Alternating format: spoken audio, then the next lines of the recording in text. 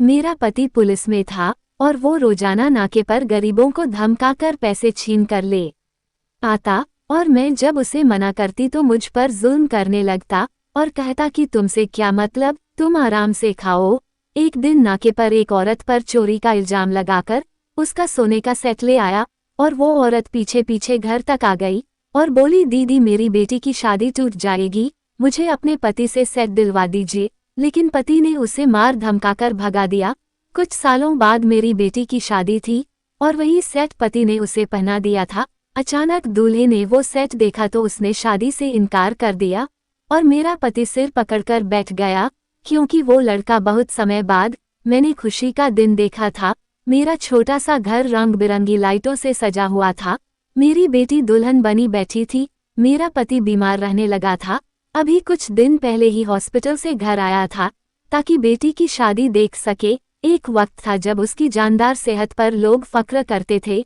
वो एक police inspector था, जिस मुजरिम को मरता उसे उसका जुर्म उगलवा लेता था। चाहे जुर्म उसने किया भी ना हो, तब भी वह जो चाहता उसे उगलवा लेता था। लेकिन अब बिल्कुल सूखकर कांटा सा हो चुका था, चलता तो सांस फूलने लगती थी। वो काफी समय से हॉस्पिटल में एडमिट था, लेकिन बस बेटी की शादी पर मेरा बेटा उसे सहारा देकर ले आया। सारी तैयारी मैंने और मेरे बेटे ने की थी। लड़के के माँ बाप नहीं थे, बस एक बड़ी बहन थी जो बहुत अच्छे स्वभाव की थी। मैंने उसे साफ कह दिया था कि मैं अपनी बच्ची को कोई भी जेवर नहीं पहना सकती, मेरे पास ऐसा कुछ नहीं है। वो अच्छी आदत की थी, कहने लगी कि हमें आपकी बेटी के अलावा और कुछ नहीं चाहिए। मैं भी खुश हो गई कि चलो बेटी को ससुराल अच्छा मिला है। उस लड़की का एक ही भाई था, उसकी अपनी शादी को काफी समय गुजर चुका था, इसलिए भाई के वह सारे चाव पूरा करना चाहती थी। अभी बारात नहीं आई थी, आने वाली थी जब मेरे पति ने एक लाल रंग का मखमली डिब्बा मुझे पकड़ाया। उसके हाथ पूरी तरह से कपकपा रहे थे। कहने लगा कि मेरी तरफ से मेरी बेटी को दे देना। मैंने कहा ये क्या है? कहने लगा सोने का सेट है और भगवान के लिए इनकार मत करना। जितना को बीमार था उसे देखते हुए मैंने खामोशी से वो सेट रख लिया। कुछ ही देर में बारात आ चुकी थी। मेरी बेटी की नंद ने हमसे किसी भी चीज की डिमांड नहीं की थी और बारात पर भी वो सिर्फ 25-30 लोगों को ही लाई थी और बार बार मुझसे कह भी रही थी कि आप खाने पीने की चिंता मत कीजिएगा, बारात के खाने का जो भी खर्चा हुआ कोशिश करके मैं वो भी आपको दे दूंगी। मैंने कहा नहीं, सब इंतजाम हो गए हैं। पता नहीं मेरे कौन से अच्छे कर्म तेज मेरी बच्ची को बहुत अच्छे लोग मिल गए थे, वरना आजकल के दौर में कहाँ ऐसे लोग मिलते हैं। मेरी बेटी के पहले भी बहुत रिश्ते आए थे, वो बहुत खूबसूरत थी, लेकिन लोगों की डिमांड पूरी नहीं कर सकते थे। दहेज के नाम पर जो डिमांड हमसे की जाती थी वो हम माँ बेटा पूरी नहीं कर सकते थे, क्योंकि बेटे की आधी सैलरी बाप की बीमारी पर लग जाती थी। फिर बढ़ती हुई महंगाई ने कमर तोड़कर रख दी थी। जायज तरीके से कमाना बहुत मुश्किल हो गया था। उस पर रिश्ते वाली के नखरे देखकर मैं तो परेशान सी हो गई थी कि न जाने मेरी बेटी का घर बरसेगा भी या नहीं। लेकिन भला और इस लड़की का जिसमें दहेज के नाम पर एक चीज नहीं मांगी थी। लड़का भी अच्छी शक्ल सूरत का था और अच्छा कमाता था। मैं तो भगवान का धन्यवाद कर रही थी कि भगवान ने मेरी सुन ली। बारात पहुंच चुकी थी, मगर जैसे ही फेरे होने का समय आया तो मेरा पति मुझसे कहने लगा कि पहले मेरी बेटी को सोने का सेट पहना दो। मैंने जैसे ही उस सेट को पहनाने के लिए मखमली डिब्बा खोला, मेरी बेटी के नंद ने जब वह सोने का सेट देखा तो उसका रंग उड़ गया। फिर वो मेरे पति की तरफ देखने लगी। मैंने वो सेट अपनी बेटी को पहना दिया। लड़के की बहन कमरे से बाहर चली गई, लेकिन फेरे शुरू होने से पहले ही उसने अपने भाई के कान में न जाने क्या कहा कि वो उठकर खड़ा हो गया और कहने लगा कि वो ये शादी नहीं करेगा। ये सुनना था कि मेरे होश उड़ गए। जब मैंने वजह पूछी तो जो कुछ उन्हें बताया, मेरे पैरों के नीचे से जमीन निकल गई। मेरा पति एक पुलिस इंस्पेक्टर था। जब उसकी ड्यूटी नाके पर होती तो वो आने जाने वाले मुसाफिरों के सामान की तलाशी लेता और जो भी कीमती सामान होता उसे अपने पास रख लेता। अगर कोई उसे अपनी चीज वापस मांगता तो वो उसे धमकियां देने लगता। समय यूं ही गुजरता रहा कि जब रात के 11:30 बजे आंगन से बिल्लियों के रोने की आवाज सुनकर मैं हड़बड़ा कर उठ बैठी। दिल जोर से धड़क रहा था। इतनी देर हो चुकी थी मगर मेरा पति अभी तक घर नहीं लौटा था। मैंने एक गहरी सांस ली कि न जाने आज के गरीब बेबस इंसान की मेहनत की कमाई लूटी जानी थी। इतना सोचना था कि मेरे दिल को किसी ने मुट्ठी में जकड़ा था। मैं अपने भगवान के आगे झोली फैलाकर प्रार्थनाएं करने लगी कि भगवान मेरे पति को अकल दे, उसे अच्छाई के रास्ते पर ले आए। वो जिन लोगों के साथ ऐसा कर रहा है, उन लोगों की सिसकियां और आहें कहीं न कहीं हमें बर्बादी न कर दें। मैं अभी यही सोच रही थी जब दरवाजे पर दस्तक हुई। यकीनन मेरा पति होगा। मैं जल्दी से उठी और दरवाजे तक पहुंची। जैसे ही दरवाजा खोला तो सामने पति खड़ा था। आज फिर मेरा पति घर पर आया तो नशे में धुत था। लड़खड़ाते कदमों से वह घर के अंदर दाखिल हुआ था। मैं सहारा देते हुए उसे अंदर लेकर आई। वो कोई बेहुदा गाना गुनगुना रहा था। कमरे तक ले गई। कमरे में बेड पर लेटते ही उसने अपनी जेब से कई हजार के नोट निकाले थे। मुझसे कहने लगा, साले कमीने गरीब लोग, आज तो कगले होकर आए थे, बस इतने ही पैसे मिल सके हैं। मुझे पैसे पकड़ाते हुए वो ये कह रहा था। मैंने पैसे हाथ में पकड़ते हुए बेबसी से देखा था। न जाने किस मजबूर बेबस इंसान की मेहनत और जायज़ कमाई को वो यूं उठा लाया था। मैंने कहा, आप पुलिस की वर्दी पहनकर कैसे अपने वर्दी के साथ बेईमानी कर सकते हैं? आपका काम लोगों की तो सुरक्षा करना है, उन्हें लूटना नहीं। अभी यह बात मेरे मुंह में ही थी कि उसने मेरा बाजू पकड़कर जोर से दबा दिया। कहने लगा, तू होती कौन है मुझे बताने वाली कि मुझे क्या करना है और क्या नहीं? ये तो इस इंसान का रोज का काम बनता जा रहा था। वो जब भी नाके से ड्यूटी करके आता शराब पीकर लौटता था, गरीब और मजबूर लोगों के पैसे छीन कर लाता था। मैंने मुश्किल से उसे अपना हाथ छुड़वाया था। अगले दिन भी जब रात को आया तो जैसे मैंने दरवाजा खोला, एक थप्पड़ उसने मेरे गाल पर जड़ दिया। कहने लगा, लापरवाह औरत, क्या जो भी आता है इसके लिए ऐसे ही दरवाजा खोल देती है? उसकी जरूरत नहीं करती। कहीं कोई चोर लुटेरा हुआ तो फिर पति का थप्पड़ खाकर मैं गिरते गिरते बची थी। आज तो आते ही वो शुरू हो चुका था। दिल से आवाज आई थी तो उसके तो जैसे लुटेरे के यहाँ भला कहाँ कोई लुटेरा आ सकता है। मगर खैर, मैं अटकते हुए कहने लगी कि मैं जानती थी कि इस वक्त आप ही हो सकते हैं, इसलिए बगैर पहुंचे दरवाजा खोल दिया। अगले ही पल बड़बड़ाता हुआ मुझे धक्का देकर घर में दाखिल हो गया। मैं अपने पति से बहुत ज्यादा डरती थी क्योंकि वह बहुत ही जालिम था, बिल्कुल भी तरस ना करता। मैं जल्दी से पति के लिए गर्मा गर्म रोटियां बनाने लगी। जब खाना लेकर आई तो वह अपने सामने बिस्तर पर 500, 50, 500 के नोट इकट्ठे करके रखे हुए था। वहीं इसमें एक सोने की पतली सी चैन भी ले रखी थी। मुझे देखकर कहने लगा, मनोरमा देख, आज तो बड़ी कमाई हुई है, मेरी ये चैन तू अपने पास रख ले। मैंने जब पति की बात सुनी तो गहरी सांस लेकर रह गई और बोली कि आज की सवारी पर झूला कर आए हो? वह रोजाना बड़े शौक से अपने कारनामों के किस्से सुनाया करता था। कहने लगा, मनोरमा बाकी सब से पैसे लेते हुए मैंने कुछ नहीं सोचा, लेकिन आज जब मैं नाके पर खड़ा था तो 14-15 साल का लड़का गुजरा। मैंने उसे अपनी तरफ आने का इशारा किया तो वह चेहरे पर आया पसीना अपनी आस्तीन से साफ करता हाफते हुए मेरे पास चला आया और फिर नमस्ते साहब जी कहकर बोला कि क्या काम है। ये सुनकर मैंने उसकी जेब टटोलना शुरू कर दी, जिनमें से 50 और 100 के कुछ नोट निकले। मैंने उसे वो पैसे छीन लिए और फिर बोला कि चलिए अब मेरे हैं। वो फौरन हाथ जोड़े मासूम सी शक्ल बनाकर कहने लगा, साहब जी ऐसा ना करे, ये बड़ा जुल्म है जी मुझ पर, ये मैंने आज सारा दिन मेहनत करके कमाए हैं। उसकी आंखों में आंसू भरे थे, वो रोने लगा था। उसके हाथों पर छाले बन चुके थे और पैरों में पहनी हुई चप्पल भी टूटी हुई थी, जिसे कई तारों से जोड़ा गया था। उसकी हालत तो एक भिखारी से भी बदतर थी। मेरा पति कहने लगा कि न जाने क्यों मुझे कुछ देर अब अपने इस काम पर अफसोस हुआ, लेकिन फिर मैंने अपना दिमाग झटक दिया कि अगर हमने इनके बारे में सोचना शुरू कर दिया तो हमारा घर कैसे चलेगा। मैंने उसके बाद बात बहुत उदास सी सुनी थी। शायद वो 14 साल का बच्चा मजबूरी में कमाने के खातिर निकला था।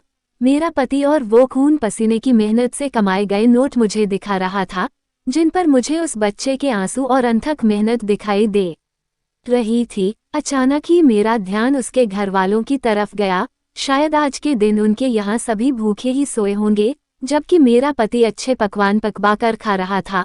भूख मुझे भी बहुत लगी थी, मगर जब मैंने उस बच्चे के इन पैसों की तरफ देखा तो जैसे मेरी सारी भूख मिट चुकी थी। मुझे परेशान देखकर पति मुझसे सवाल करने लगा कि तुम खाना क्यों नहीं खा रही हो, या मुझसे पहले ही खा चुकी हो?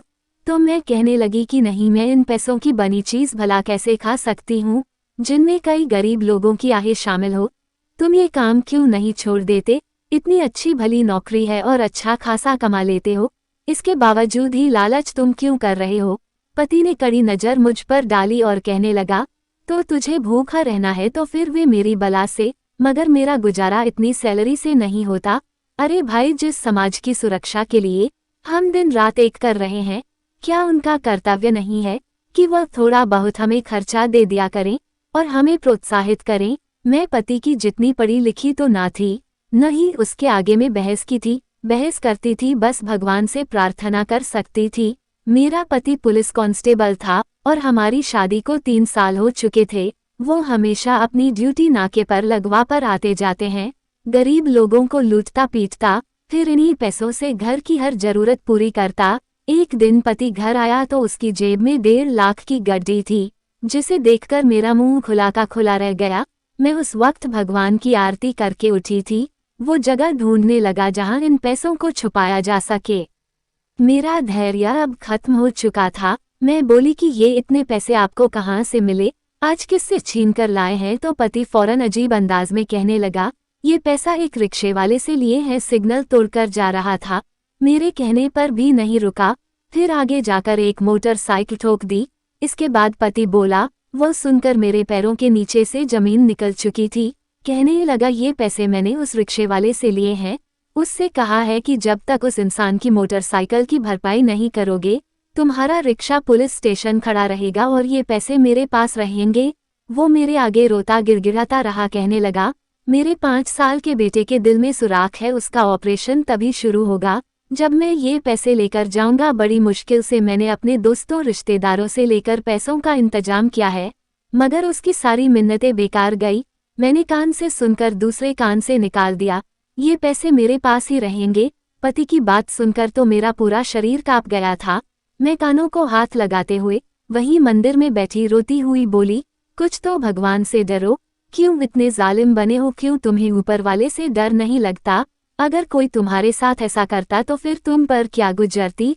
अगर भगवान ना करे उस मासूम बच्चे की जान चली गई तो फिर तुम ऊपर वाले को क्या मुंह दिखाओगे?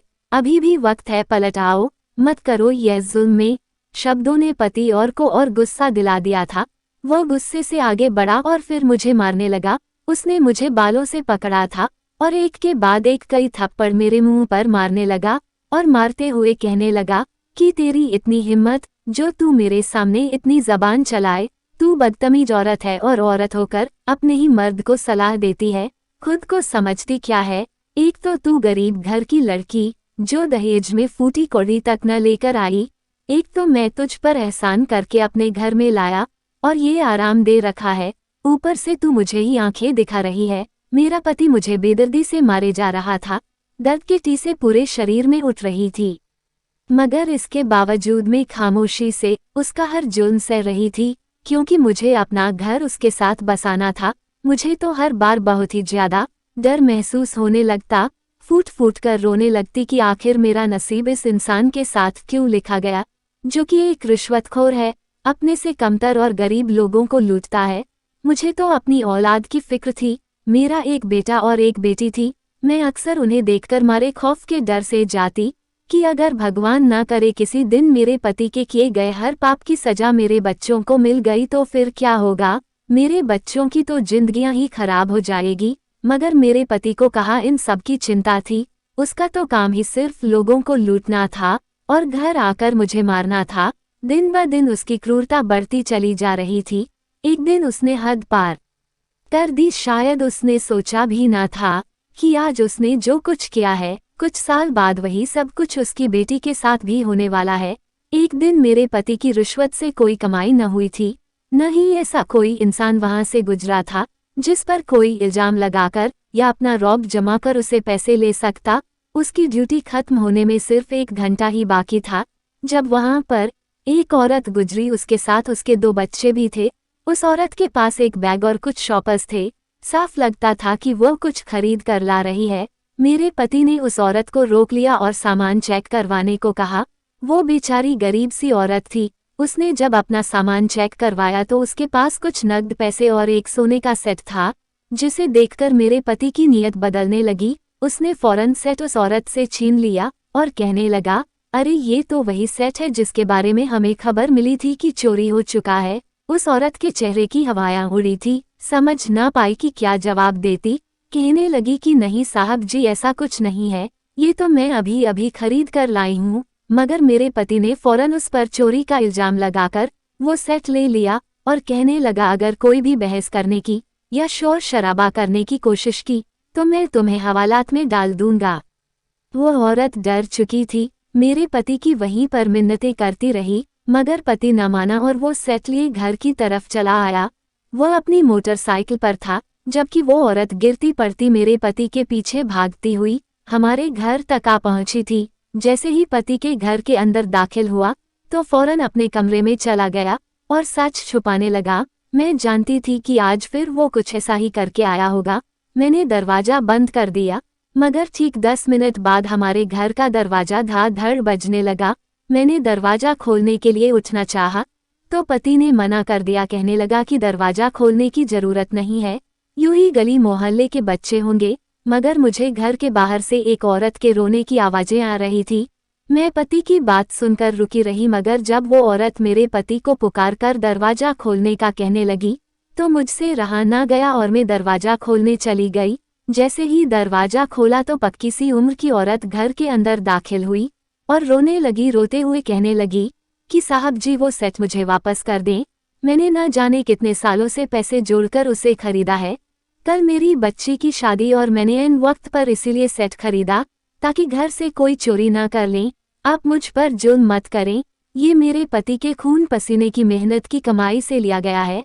अगर कल मैंने अपनी बेटी को दहेज में सोने का सेट न दिया तो उसका घर बर्बाद हो जाएगा, उसका रिश्ता टूट जाएगा, क्योंकि लड़के वालों की शर्त ही यही है। मगर मेरे पति को तरस न आया। वो औरत मेरे सामने झोली फैलाकर गिड़गिड़ाने लगी और कहने लगी कि अपने पति से कहिए कि वो ये सेट वापस कर दें। मैं अपने पति से कुछ कहती, इससे पहले ही उसने उस औरत को धक्के देकर घर से निकाल दिया और कहने लगा कि अगर दोबारा तुमने यहाँ पर आकर यह बवाल किया तो मैं तुम्हें, तुम्हारे बेटे और तुम्हारी बेटी समेत सबको हवालात में डाल दूंगा। वो औरत तो जैसे सख्ते में आ चुकी थी, हाथ जोड़कर मेरे पति की मिन्नतें करने लगी कि नहीं नहीं साहब जी, ऐसा कुछ मत करना, और फिर आंखों में आंसू लिए चुपचाप वहां से चली गई। मैंने शिकायत भरी नजरों से अपने पति को देखा था। मैंने कहा, क्यों किसी मासूम की बद्दुआ लेते हो? न जाने किसने कैसे अपनी बेटी की शादी के लिए वो जेवर खरीदा है। मेरा ये कहना था कि उसने मुझे चुटिया से पकड़कर जमीन पर धक्का दिया। मैं बहुत जोर से गिरी थी, मैं कराह कर रह गई, रोने लगी, लेकिन मुझे उस औरत का रोता हुआ बेबस चेहरा नजर आने लगा। मेरे दिल में हमेशा यही डर रहता था कि कहीं मेरे पति के बुरे कर्म हमारे सामने ना जाए। वो मुझसे कहने लगा, अपनी बकवास बंद करो, बड़ी आई दुनिया की हमदर्द। मैं रोने लगी और उसके सामने हाथ जोड़ने लगी कि उस औरत का जेवर उसे लौटा दो, लेकिन न जाने कौन सी बेहिसी थी उस इंसान में। शायद वो नाजायज माल था जो लोगों का लेकर खाता था, जिसने उसके दिल को इस कदर सख्त कर दिया था कि वो कुछ भी सुनने को तैयार ना था। वक्त गुजरने लगा था। मेरे 2 बच्चे थे, एक बेटी और एक बेटा। बेटा बेटी से 1 साल ही बड़ा था।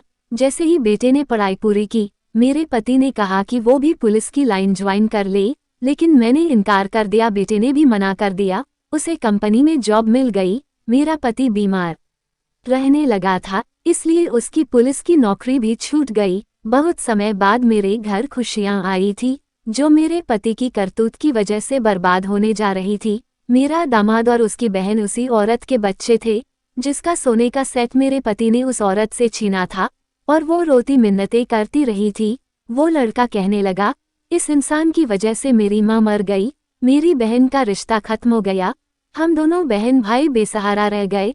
मेरी बहन ने नौकरी शुरू कर दी, मुझे शिक्षा दिलवाई, फिर एक अच्छे इंसान से बहन की शादी हुई, जिसे बहन के साथ साथ मुझे भी सहारा दिया। और आज वही जेवर यही इंसान अपनी बेटी को देना चाहता है ताकि उसकी बेटी की इज्जत अपने ससुराल में रह सके। इस इंसान की वजह से मेरी बहन का घर बसने से पहले बर्बाद हो गया था। मैं इसकी बेटी का घर भी बसने नहीं दूंगा। बारात वापस ले जाऊंगा। ये सुनकर मैं रोने लगी थी। मैंने उस लड़के से कहा कि इसमें ना मेरा कसूर है न मेरी बेटी का, तुम ये सेट रख लो। मैं उस वक्त भी अपने पति से यही कहती रही थी कि ये जिसका है उसे वापस लौटा दो। मैंने कभी अपने पति की गलत बात पर सर नहीं झुकाया, हमेशा इसे जुल्म ज्यादती से रोका। भगवान के लिए मेरी बच्ची के साथ ये जुल्म मत करो। मेरा पति पिछले 4 साल से बीमार है, इसे अपने किए की सजा मिल रही है, लेकिन मेरी बच्ची बेकसूर में अपने दामाद के पैरों में बैठकर रोने लगी। मेरी बेटी की नंद मेरे पास आई और मुझे उठाकर गले से लगा लिया। कहने लगी, आप चिंता ना करें, मेरा भाई आपकी बेटी से शादी कर लेगा, लेकिन ये सोने का सेट हमें नहीं चाहिए क्योंकि ये हमें हमारा बुरा समय याद दिलाएगा। उसने अपने भाई को समझाया कि जिसका कसूर था उसकी हालत हमारे सामने है, वो आज खुद अपाहिज हो चुका है, इसलिए तुम अब इसकी बेटी पर जुल्म ना करो। मेरी बेटी की शादी हो चुकी थी, वो विदा होकर अपने घर चली गई थी। मेरा पति बहुत रो रहा था, अपने पापों की माफी मांग रहा था। मैंने वो जेवर उसके पास फेंक दिया कि ये वो अपने पास रख लें, जिसने 2 घरों को बर्बाद करके रख दिया। नाजायज पैसा कमाना आसान है, लेकिन इसका दुष्परिणाम सहना कठिन है। दोस्तों, आपको ये कहानी पसंद आई हो तो इस चैनल को सब्सक्राइब करें, वीडियो को लाइक करें, कमेंट करें और अपने अधिक से अधिक दोस्तों को शेयर करना ना भूलें। धन्यवाद।